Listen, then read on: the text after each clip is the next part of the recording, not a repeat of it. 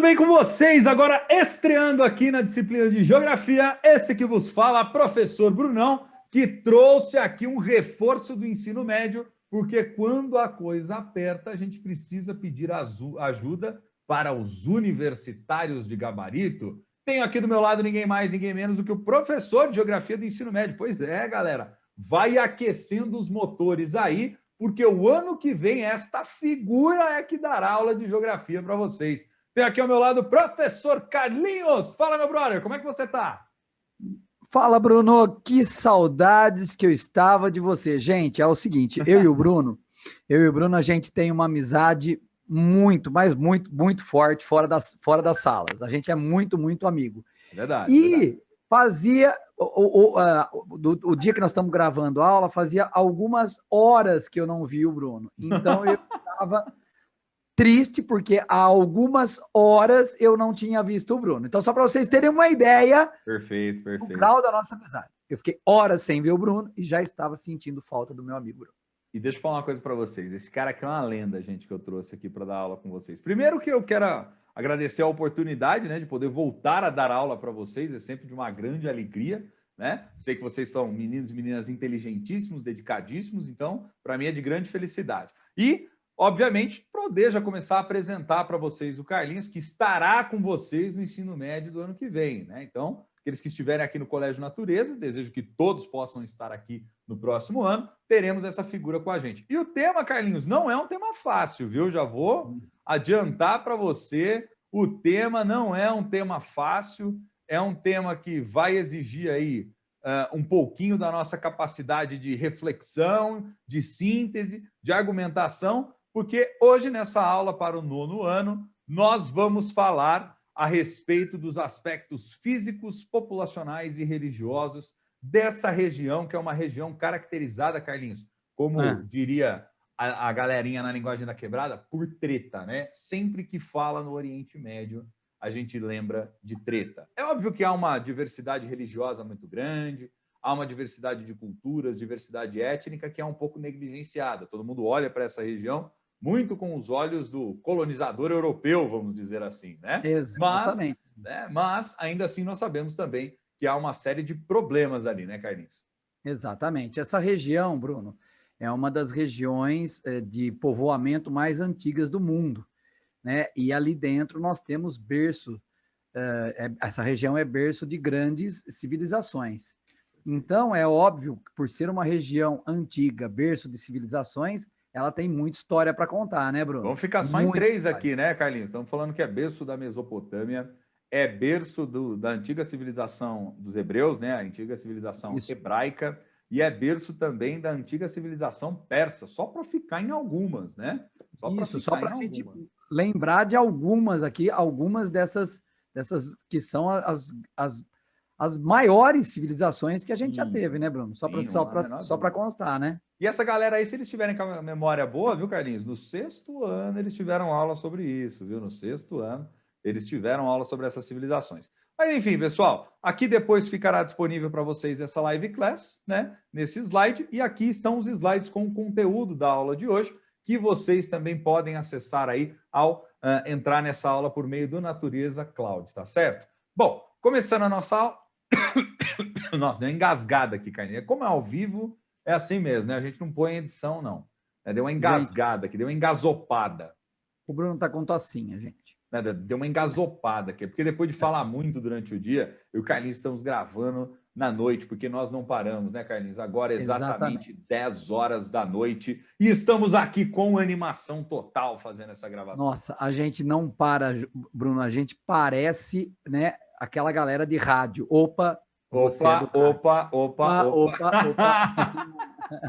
Sensacional, Carlinhos. Mas vamos lá, pessoal. Quando vocês lembrarem ou pensarem no Oriente Médio, nós estamos falando dessa região aqui que congrega estes países e que, portanto, nós estamos falando de um pedaço da Ásia, perfeito? De um pedaço da Ásia. E também uma pequena porçãozinha, como é o caso da Turquia, que nós temos aqui na Europa. Confere, Carlinhos.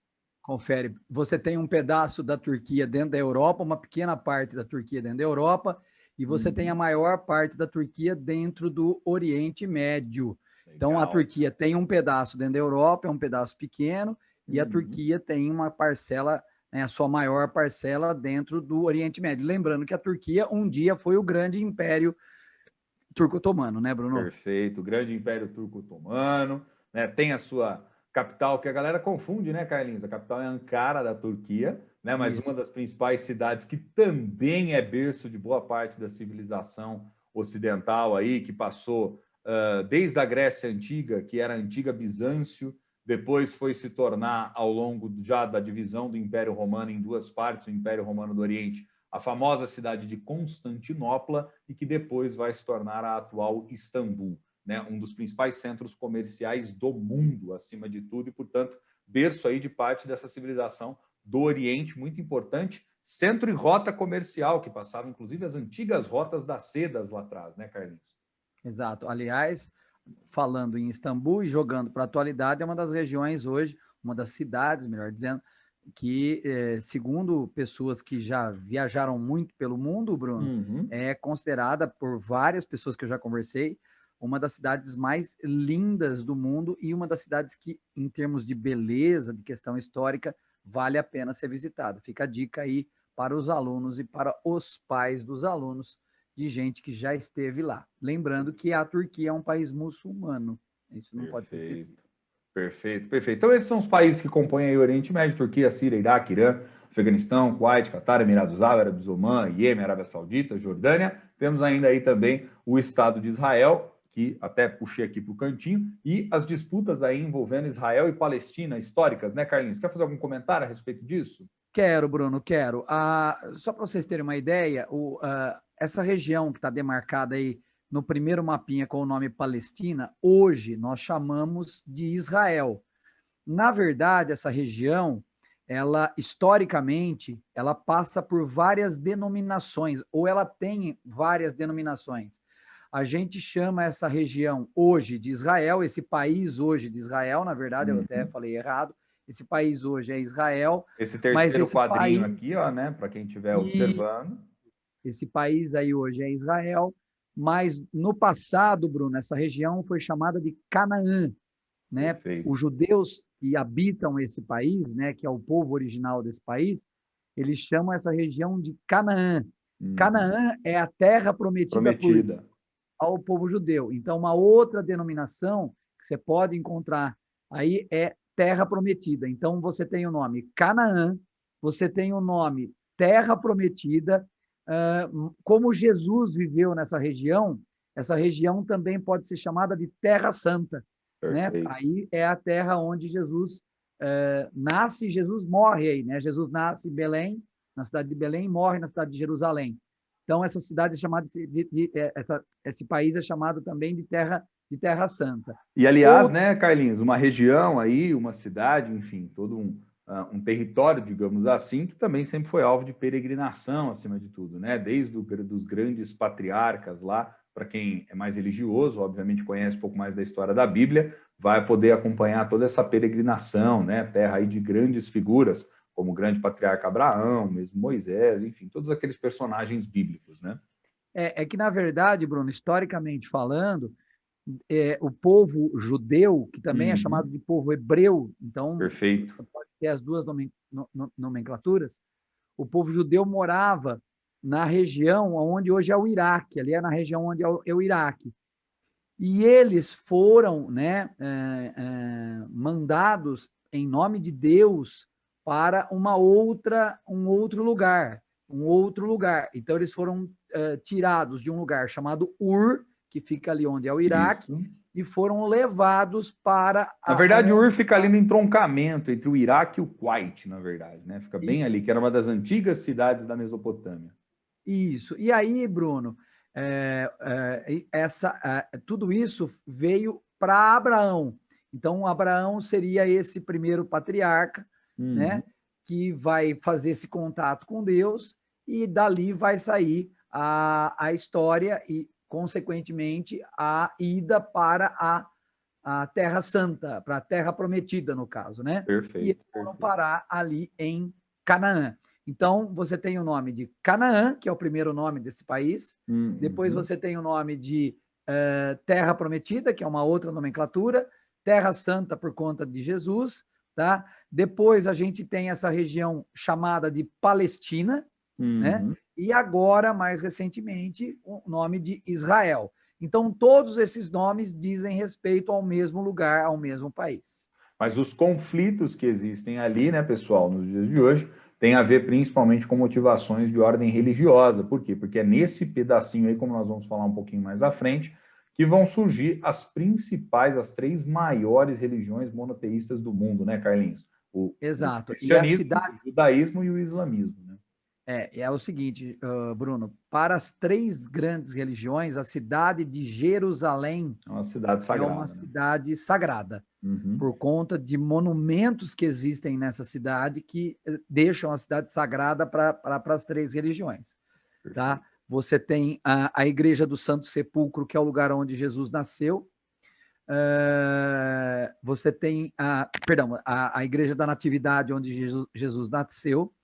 Você tem a Igreja do Santo Sepulcro, que é o lugar do sepultamento. Não há mais corpo de Jesus, pela tradição, Jesus ressuscitou depois de 3 dias, então não há ossada, não há um túmulo com ossos, né? Há apenas o lugar simbólico, tá? A Igreja do Santo Sepulcro. Ali pertinho você tem o Muro das Lamentações, que era o principal templo dos judeus, tá? Que foi destruído, enfim, tem toda uma história, mas tem um pedaço desse templo ali, que é chamado Muro das Lamentações, e do lado do Muro das Lamentações tem uma mesquita de cuba dourada chamada Mesquita de Al-Aqsa, tá certo? Que é aquela mesquita de cuba dourada que está numa região chamada Esplanada das Mesquitas, que ali foi colocado o corpo de Maomé, logo depois que Maomé morreu, e dali o seu corpo, reza a tradição muçulmana, que seu corpo foi levado aos céus desse rochedo, e desse rochedo se edificou uma mesquita que também eles chamam de Domo do Rochedo, né? Tá certo? Então, dali se edificou o Domo do Rochedo. E isso tudo é só para aquecer os motores, hein, pessoal? Porque nós vamos falar daqui a pouquinho mais sobre essa questão muçulmana, para vocês poderem entender o que é cada um desses termos, tá? Mas com muita alegria, vamos lá, rapidamente. Divisão política, portanto, aí do Oriente Médio, né? O termo Oriente Médio, inclusive, galera, ele surge na Idade Média e se refere a uma região estratégica quanto ao comércio, principalmente entre o Oriente e o Ocidente, devido à posição geográfica. Em termos de dimensão territorial, pessoal, essa área do Oriente Médio corresponde a 6,7 milhões de quilômetros quadrados do continente asiático, ou seja, é uma parte boa aí, né, de território, muito embora a Ásia seja bem maior, bem mais gigantesca. A divisão política da região está relacionada às disputas econômicas das principais potências econômicas europeias, sobretudo no período de colonização ali do século XIX para o século XX, viu? Por quê? Porque, exemplo do que aconteceu na África, essa vai ser uma área também de colonização dentro desse período do século XIX, chamado de imperialismo ou ainda chamado de neocolonialismo, perfeito? Então, uma série de potências aí europeias vão para essa região, sobretudo por conta aí de 3 fatores que são fatores de desestabilização e fatores também de tensões geopolíticas, né, Carlinhos? Os fatores étnicos entre os diferentes povos que constituem essa localidade, os fatores de ordem cultural e religiosa, como nós estamos colocando, e principalmente os fatores de ordem econômica, até porque depois nós vamos ter uma aula específica para discutir isso, mas ali, essa região do Oriente Médio, ela é riquíssima em petróleo, né, Carlinhos? Exato. Ali estão as principais reservas seria de um acesso mais facilitado e, portanto, o petróleo dali tem mais ênfase. Então, os países daquela região têm acesso a grandes depósitos de petróleo, né? Hoje, Bruno, a maior reserva de petróleo descoberta já não é mais a Arábia Saudita. Hoje a maior reserva de petróleo é a Venezuela. A Arábia Saudita hoje é a segunda maior reserva. Já se comprovou que a maior reserva de petróleo do mundo é a Venezuela. Não é à toa que os Estados Unidos já deposita tanta atenção dentro da Venezuela. Sim. Não é de graça isso aí, porque você tem um petróleo muito próximo dos Estados Unidos, que é o petróleo venezuelano, portanto, chama muita atenção dos Estados Unidos. Então, por isso, toda essa preocupação, entre aspas, com a Venezuela, né? Perfeito. E, pessoal, dentre os principais períodos históricos aqui que marcam essa região, destaque pelo que nós já falamos, a dissolução do Império Otomano, ali no início do século XX, consequentemente, depois, o neocolonialismo e o imperialismo, que vai caminhando do 19 para o 20, a Segunda Guerra Mundial, né? E o pós-Segunda Guerra Mundial, que nessa região aí vai ser marcado principalmente, né, Carlinhos, por uma série de revoluções, sobretudo ali no Irã, que nós também falaremos depois numa aula específica quando falarmos do choque do petróleo. Mas esse é um pouco das principais características históricas, vamos dizer assim. Uma região muito disputada, historicamente muito visada. Algo a acrescentar aqui, Carlinhos, nessa primeira tela, nesse primeiro slide? Não, Bruno, acho que já passamos pelo que era importante. Muito bem. Agora a gente avança um pouquinho mais, continuando falando, obviamente, do Oriente Médio. Quero que vocês observem justamente esse mapa que nós trazemos aqui para vocês, né? Lembrando que as áreas que estão pintadas de cores um pouco mais escuras nesse mapa, esse é um mapa do relevo dessa região do Oriente Médio.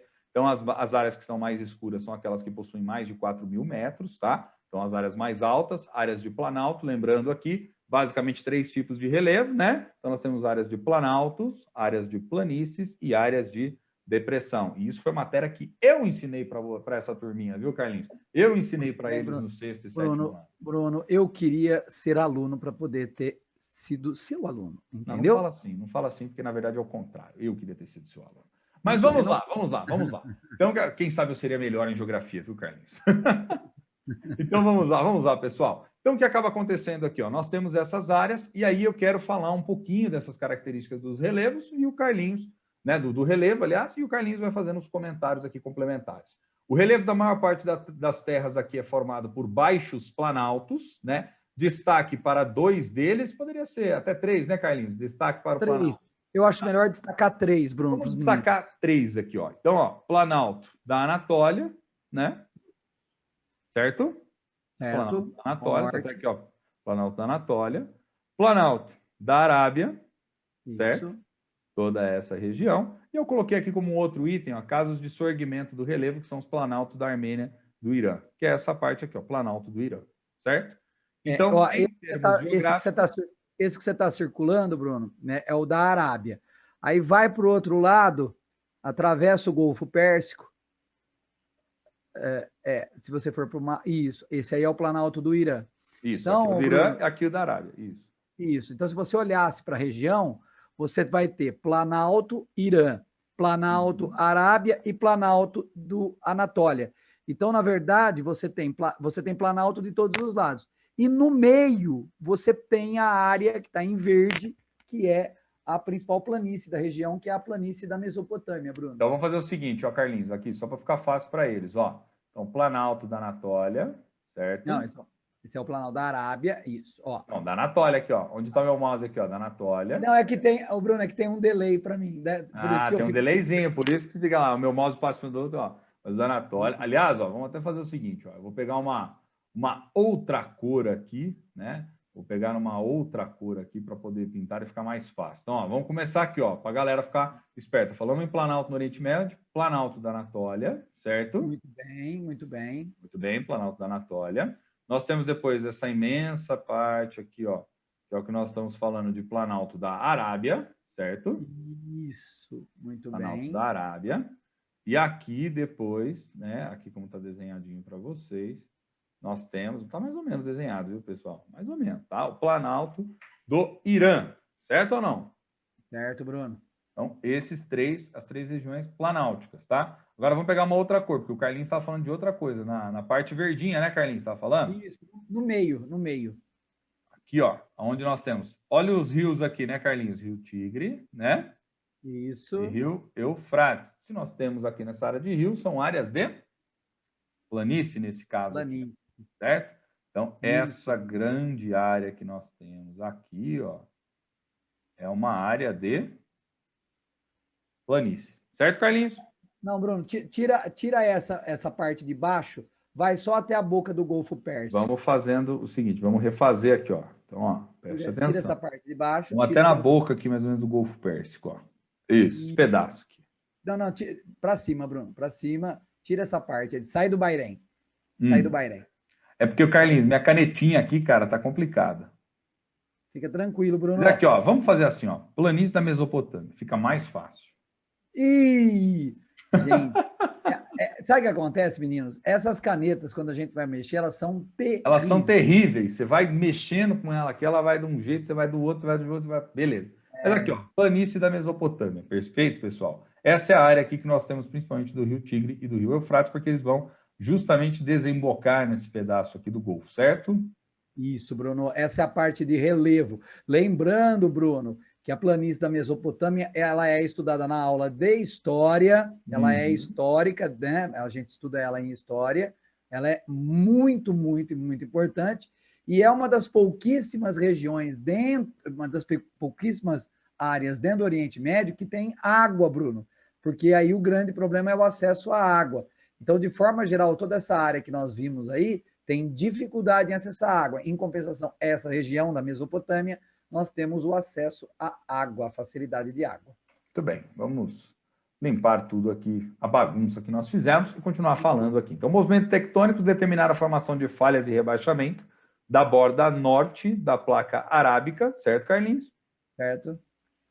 Nessa região está a depressão do Mar Morto, com cerca de 330 metros abaixo do nível do mar. Onde está o Mar Morto aí, pessoal? Vamos ver se vocês conseguem achar. Ó, o Mar Cáspio, né? O Mar Negro. E aí, Carlinhos? Mediterrâneo. Isso. Para mim tem um delayzinho.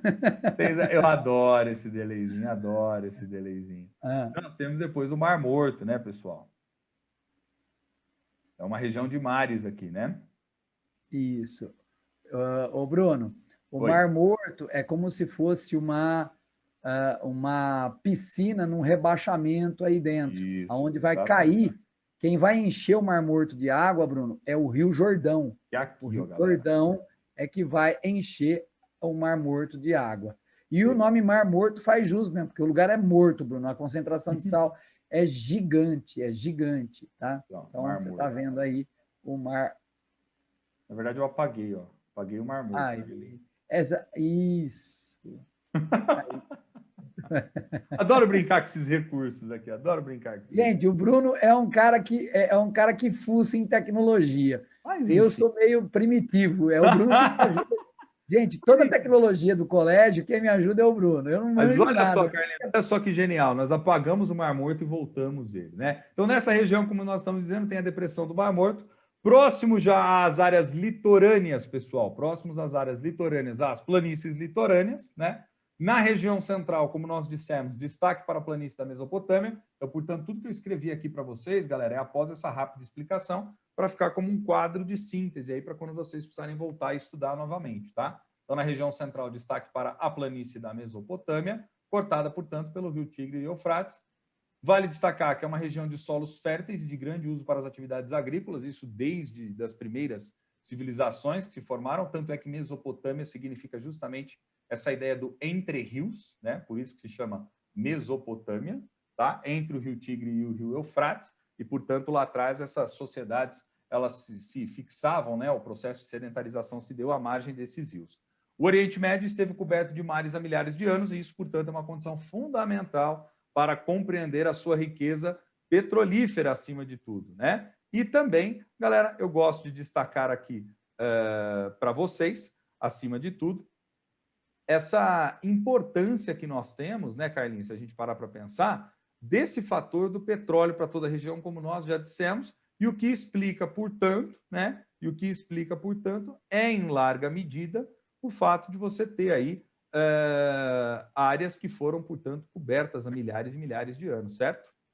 Exatamente, Bruno. Perfeito, Bruno, perfeito. Opa, acabei batendo aqui, passei alguns a mais. Né? Perfeito.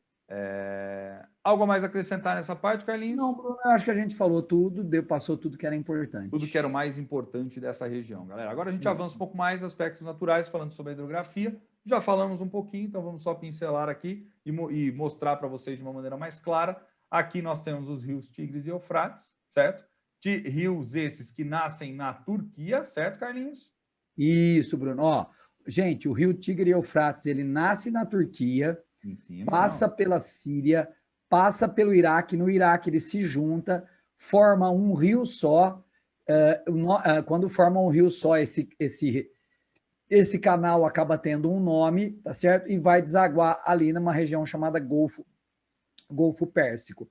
Sabe, Bruno, uma vez, um dos principais vestibulares fez uma pergunta sem nenhum tipo de mapa sobre o rio Tigre e Eufrates. E eu acho que vale a pena falar para os meninos aí do 9º ano.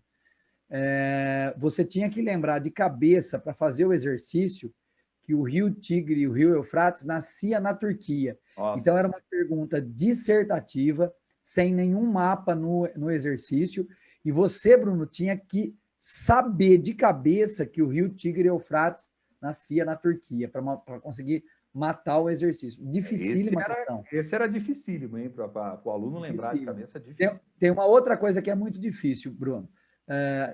Lembrar onde ele nasce, né? Que é o caso que no caso aqui é a Turquia, e lembrar que esse rio ele vai vir, né? Vai passar pela Síria, vai passar pelo Iraque, e ali no Iraque ele vai juntar.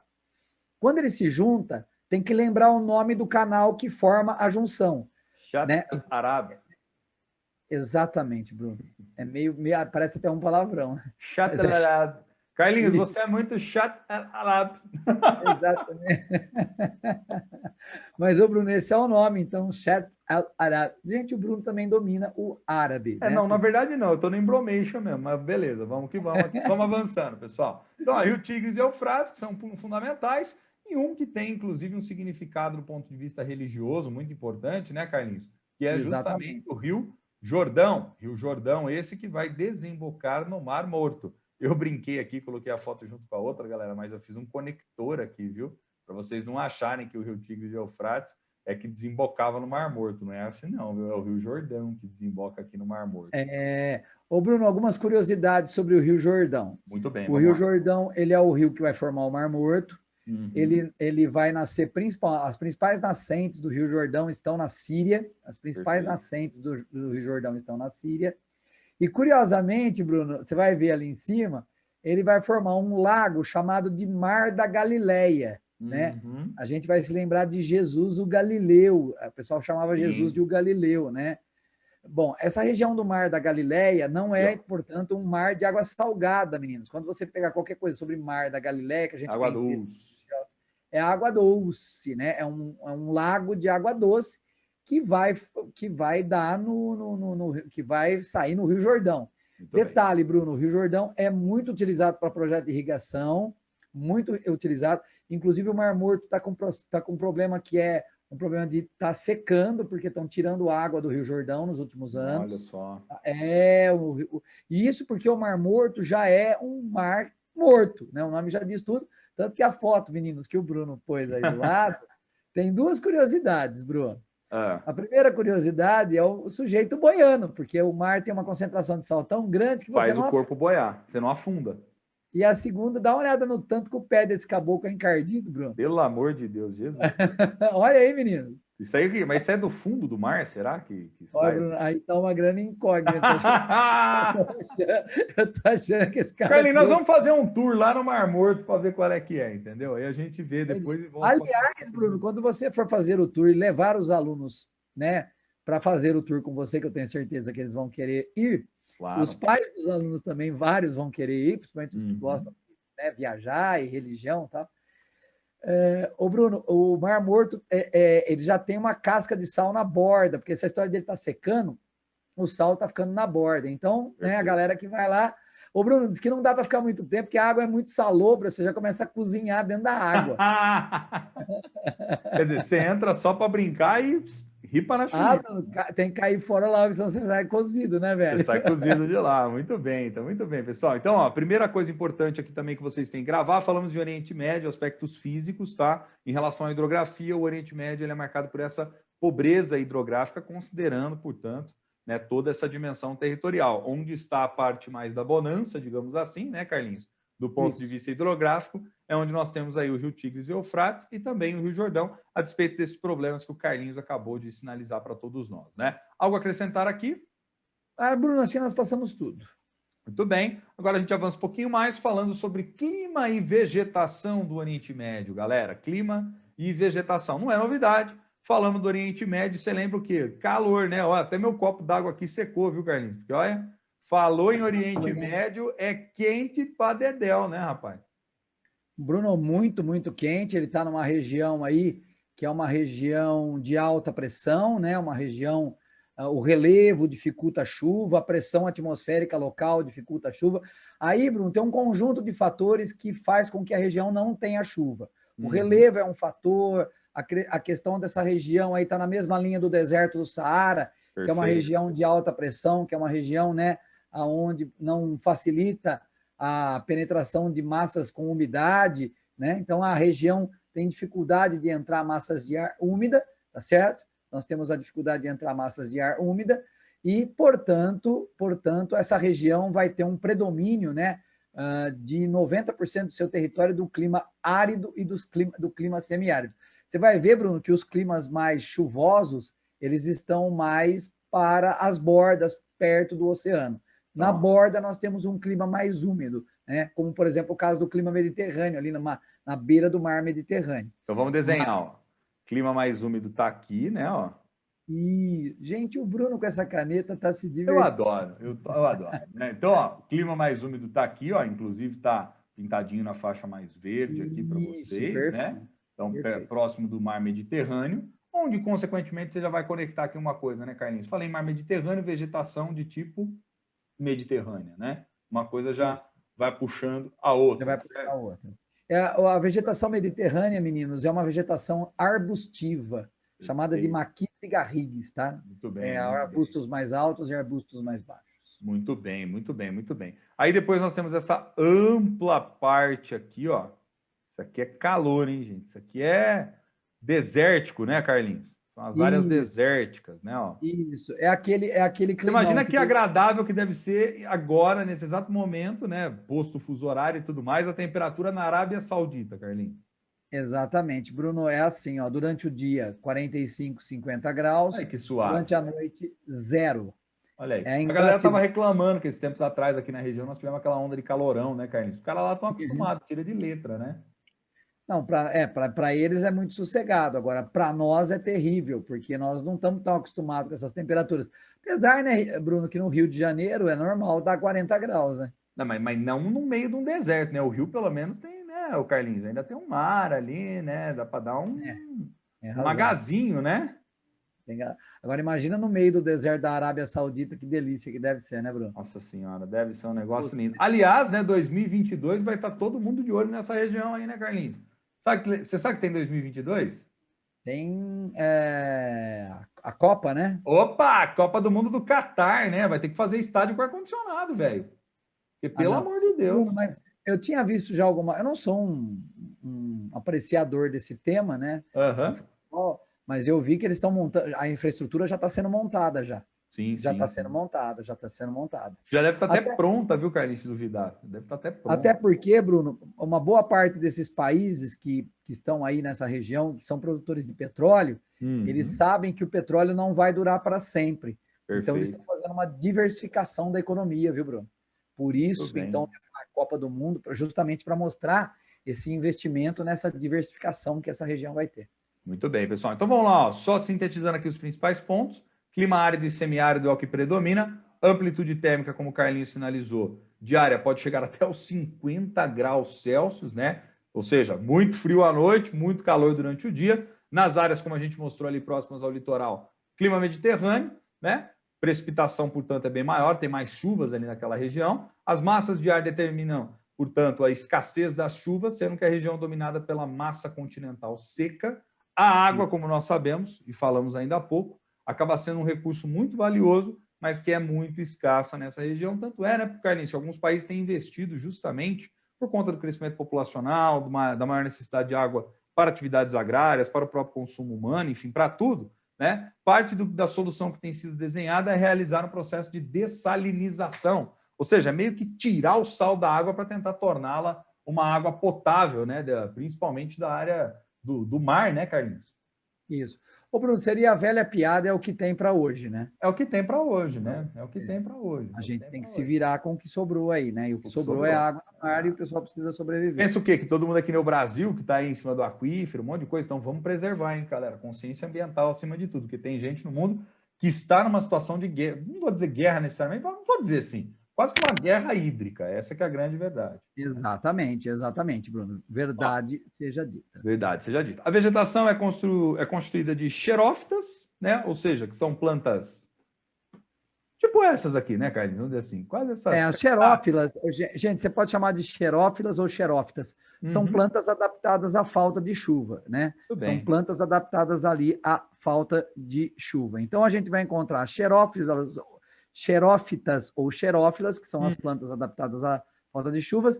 E nessas bordas de deserto, Bruno, onde você sai de um clima úmido até chegar num clima seco, você tem uma vegetação de estepe. O estepe, gente, estepe é uma vegetação rasteira, né? Vamos usar uma expressão brasileira.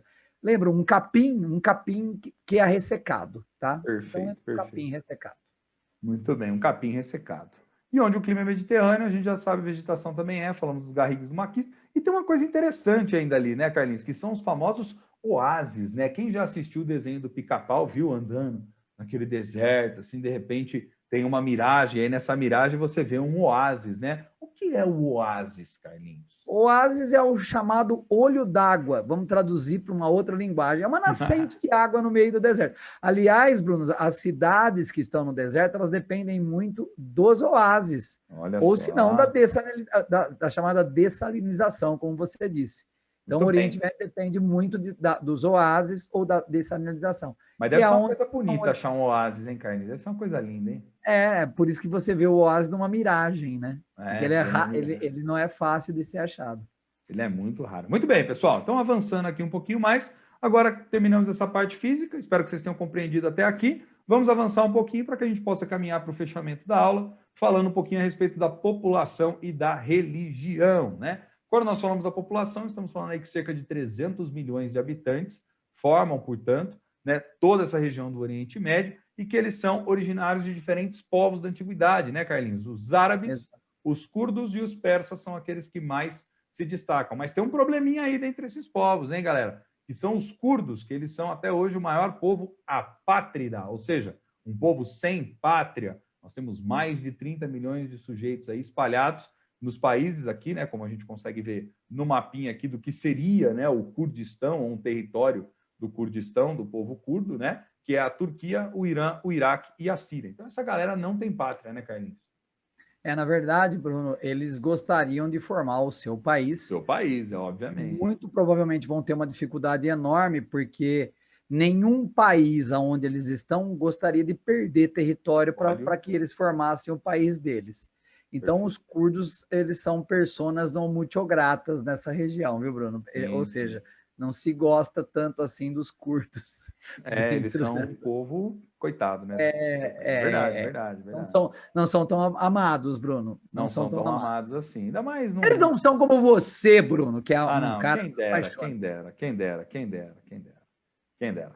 Em relação à religião, pessoal, destaque aqui importante também, né? Nós temos ali no Oriente Médio o berço das 3 maiores religiões monoteístas do mundo, como nós falamos no começo dessa aula, representados aqui pelos seus respectivos símbolos, né? Então, nós temos aqui a cruz em relação ao cristianismo, a estrela de Davi, né? Em relação aí, significado com o judaísmo, e, como chama esse aqui, Carlinhos? Você lembra agora, cara? É a lua, né? E uma estrela, que é referência a qual? Ao islamismo, né, pessoal? Isso. Muito bem. Então, ô, Bruno, essas são as 3 religiões monoteístas do mundo, pessoal. Isso. Lembrando que uma deriva da outra, né? A primeira religião que surgiu foi o judaísmo, uma religião monoteísta, patriarca Abraão, ou Abraão, tá certo? Do judaísmo surge o cristianismo, porque perfeito. Cristo era um judeu, nasceu numa família de judeus, foi criado na tradição judaica e deu uma nova roupagem para o judaísmo. Essa nova roupagem para o judaísmo nós chamamos hoje de cristianismo. E no ano 600 depois de Cristo, ali na Arábia Saudita, Maomé é procurado pelo anjo Gabriel, e o anjo Gabriel informa Maomé que Deus gostaria de passar a sua palavra a ele. Maomé aceita, tanto que Maomé não desmerece nenhuma das outras teorias religiosas, como o judaísmo. Mas ele tem uma afirmação que é muito, muito significativa. Ele diz que Deus mandou a última palavra para ele. E eles escreveram essa última palavra num livro chamado Corão ou Alcorão. Perfeito. Então, Maomé ele sofria como se fosse uma um transe, eu vou usar essa palavra, né? Ele sofreu como se fosse um transe. Ali ele começava a falar, e da fala de Maomé foi escrito o Alcorão, Corão ou Alcorão, que seria a última palavra de Deus ao homem na Terra. Se você olhar o islamismo, Bruno, um pouco mais de perto, lógico que ele tem suas diferenças, né? Mas se você olhar o islamismo um pouco mais de perto, você vai ver que ele é uma mistura do judaísmo com o cristianismo. Perfeito. Até porque o judaísmo, perdão, o islamismo é uma religião monoteísta. Perfeito. Crença no único Deus, e esse único Deus seria referência a Alá, né? Digamos assim. Isso. Outra coisa importante também que às vezes fica a dúvida, viu, Carlinhos, na galera, né? A galera fala islamismo, muçulmano, é a mesma coisa, né? Muçulmanos seriam seguidores do Islã, né? Da religião islâmica, perfeito? Isso, muito bem, Bruno, muito bem. Então, ó, a lei... Pode falar, completa aí. Não, pode falar, Bruno, puxa, por favor. Não, eu ia falar assim, ó, a lei islâmica, que é a Sharia, né? Sharia. Sharia. Chamam de Sharia. Eu sou péssimo para pronunciar essas coisas, né? Sharia. Ela é constituída de 6 normas básicas, né, Carlinhos? Vai lá, fala pra gente, você que é um cara que manja mais. Muito bem, a sarrada, né? Sarrada. Mas não é aquela sarrada, não, viu, gente? É nada disso aí, não. Ou a charrada, né? A charrada. Charrada. É a constante confissão de fé, né? Eles confessam a sua fé o tempo todo.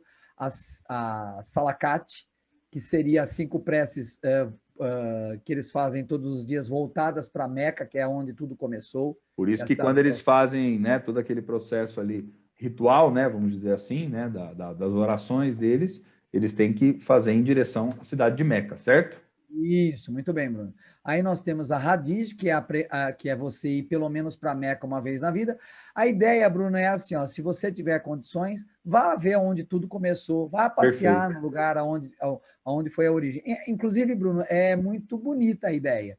A ideia toda ela é muito bonita. Inclusive, Bruno, essas 5 preces, se você tiver, por exemplo, sei lá, você é um médico e está numa cirurgia, você não vai parar a cirurgia para fazer a prece. Isso tem que ficar claro. Caso você tenha a oportunidade. Aí, gente, a gente tem a zakat, que é a caridade por meio de doar a esmola, do dízimo e tal. O saum, que é o jejum do Ramadã. Durante o dia, Bruno, eles não têm prazer nenhum, inclusive não comem. Não comem. Você pode fazer tudo durante a noite, mas durante a luz do sol, não. Então, é um período de jejum para Deus, tá certo? Perfeito. Jejum, meditação, enfim, essa que é a ideia acima de tudo. Isso. E a jihad, que é a guerra santa. Bom, isso aqui vem muito dos judeus, Bruno. Olho por olho, dente por dente. Dente por dente, a antiga lei do talião. Isso. Me deu uma porrada, te dou outra. Isso aí. Muito bem, muito bem. E dentre os muçulmanos, pessoal, até preciso destacar uma coisa que é muito importante, ela é muito especial e fundamental aqui, viu?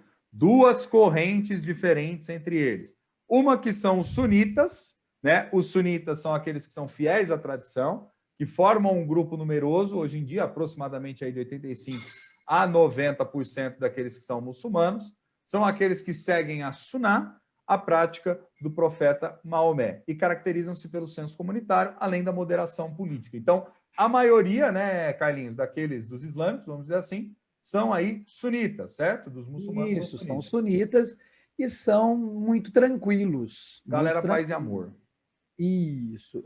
E aí você tem o outro grupo, que seria um grupo minoritário, que são os xiitas, que acham que quem deve governar o mundo muçulmano deve ser alguém ligado ao Maomé por parentesco, mas o que mais chama atenção nos xiitas, Bruno, é que eles são chamados de fundamentalistas. Perfeito. O que é que significa isso? Eles seguem os fundamentos do Alcorão. Então, seguir o Alcorão ao pé da letra. Então, é muito complicado, né, Bruno? Visto o período, ele foi escrito lá por volta do ano 600, seguir o Alcorão hoje ao pé da letra seria muito difícil. É muito complicado, é muito complicado. Então, eles acabam sendo os mais radicais acima de tudo. Bom, e complementando aqui, também fazendo o fechamento dessa aula, pessoal, ainda a respeito da questão da população e de religião, olha que imagem bonita, Carlinhos. Muito linda essa imagem que você selecionou, viu, Carlinhos? Gostei demais, viu? Um senhorzinho. Muito simpático, muito bonita, muito bonita. Então, ó, sobre a população e da religião, a maioria da população do Oriente Médio ela é islâmica sunita, portanto. No entanto, o Irã, né, no Irã nós temos aí 90%, o Iraque cerca de 55%, e aí a maioria acaba sendo xiita. Certo, Carlinhos? Certo, Bruno, exatamente. Em Israel, mais de 80% da população ela é judia, então, portanto, é o berço ali do judaísmo, Já em países como o Líbano, cerca de 40% são cristãos. Isso só mostra também essa diversidade étnico-religiosa que nós temos e cultural, consequentemente, em toda essa região. Exatamente.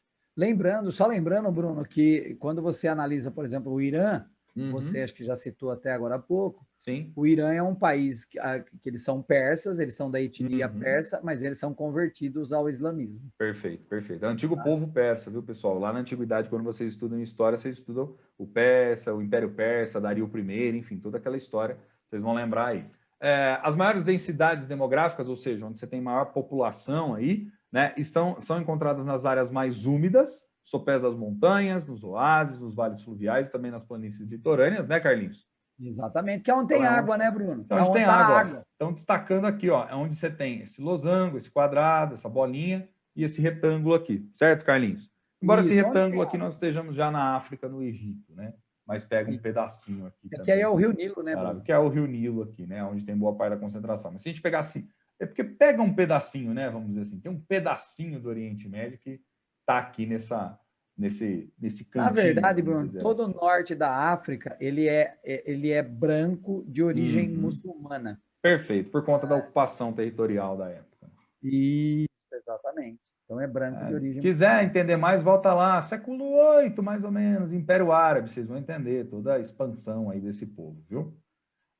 As maiores densidades demográficas estão nessas áreas aqui registradas, né? Nas áreas mais secas, a principal forma de ocupação é o pastoreio nômade. Já nas áreas mais úmidas, há essa possibilidade de atividades econômicas sedentárias, sobretudo a da agricultura, inclusive tendo aí regiões superpovoadas, né? Uma das características mais marcantes acaba sendo a discrepância entre o número de homens e o número de mulheres que nós temos, e isso acaba também ocorrendo por conta da grande entrada dos homens no setor petroquímico, ou seja, muita gente indo em busca aí de trabalho, de emprego, né, Carlinhos, nesses centros maiores, né? E é um setor que abraca mais homens, né, Bruno? Pega mais homens, né? Ele é mais ligado aos homens. Muito bem, muito bem, muito bem. Em um bom número de países, nós temos aí 30% quase da população com menos de 15 anos, ou seja, uma população jovem, e infelizmente a parcela de idosos, né, como esse simpático senhorzinho que aparece na foto aqui para vocês, 65 anos ou mais, acaba sendo um percentual baixo, que é muito característico de países subdesenvolvidos. Nessa região nós temos muitos países subdesenvolvidos, né, Carlinhos? Desigualdade social muito forte também, né? Tem a galera da grana, os sheiks, né? Tem um pessoalzinho aí que tem uma graninha boa, né? Então, só que ficou concentrado na mão de poucas pessoas. Eles chamam de maldição do petróleo. Perfeito. Apesar dos países ganharem muito dinheiro com isso, fica para poucos. Aí você vê aqueles caras milionários, bilionários, tal. Que Dubai, né? Dubai, por exemplo. Estão investindo em futebol e a grande parcela da população numa carência econômica absurda, né? Morrendo de fome. Essa região é típica de país pobre mesmo, Bruno. É típica de país pobre, de país subdesenvolvido. Algo a acrescentar, Carlinhos? Não, Bruno, acho que nós passamos em tudo. Passamos em tudo, fica aí para vocês. Lembra do lema, matéria dada é matéria estudada e tarefa feita. Essa foi, portanto, mais uma aula de geografia do 9º ano. Vou, sem mais delongas, me despedindo aqui, agradecendo, Carlinhos. Muito obrigado pela sua parceria, né?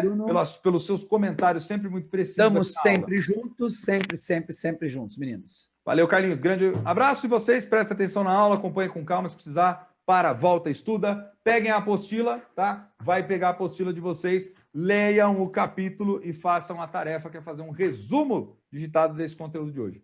Beijo do tio Brunão para vocês e a gente se vê logo. Falou, valeu!